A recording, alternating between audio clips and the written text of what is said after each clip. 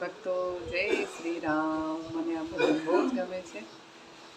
તમારા જાદુ ભરેલા પાવ મારી નાજુકડી છે નાવ. તમારા જાદુ ભરેલા પાવ મારી નાજુકડી છે નાવ. કેમ કરી બેસાડો તમને નાવમાં, હો મારી નાવમાં.